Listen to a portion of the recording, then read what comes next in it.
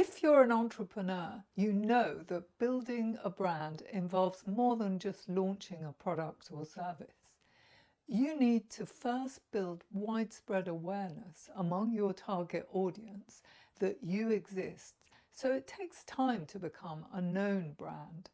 If a business isn't eliminated by competition, undercapitalization, lack of strategic possibilities for growth, inability to compete with cheap foreign goods or labour, and if it can survive liberal doses of poor advice and the momentum of technological change, it might manage to stay in the game of business long enough to ultimately become a brand.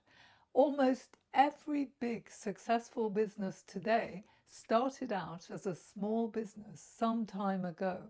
Harrods was a haberdashery in Southwark. Marks and Spencer was originally a stall at a penny bazaar in Leeds. Burberry was originally just a one-man band who was making outdoor clothes in Basingstoke. Tesco was a stall in Hackney. Clark's Shoes were originally slipper makers in a village called Street in Somerset. From humble beginnings, these businesses became acorns.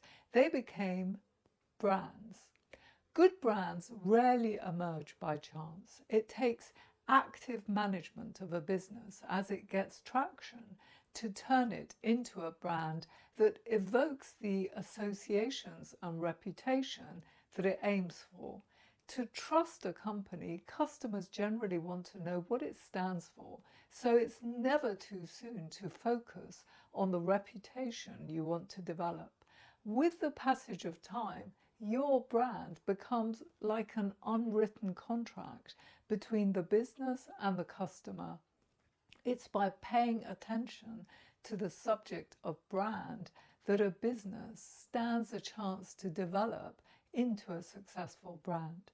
If you're branding or rebranding and have big ambitions for your business, it's essential to design your business with intellectual property as an essential component. That involves choosing the right type of name to build value. Names are a big subject in intellectual property. At the end of this video, I'll give you some essential guidance on names, and if you subscribe, you'll get my upcoming videos on naming and business design. As well as the name, it's necessary that the identifiers by which consumers uniquely recognize you are ownable.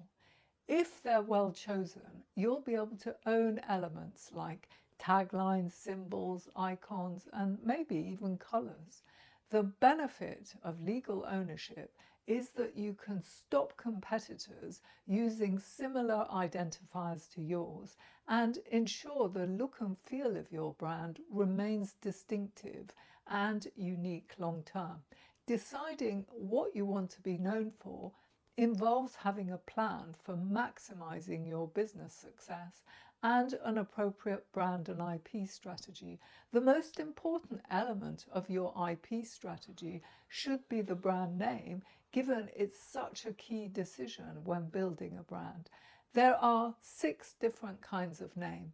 I'd suggest avoiding the first 2 as they're ineffective from an IP perspective and will result in a need to rebrand down the line. The 6 types of name are firstly generic descriptive names like British Telecom.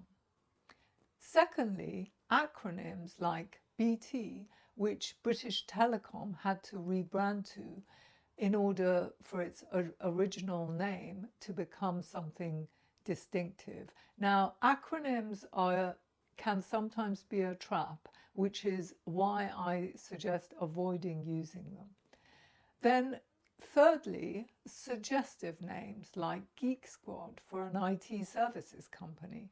The 4th type of name are dictionary words like Amazon or Apple. 5th are proper names like Dell.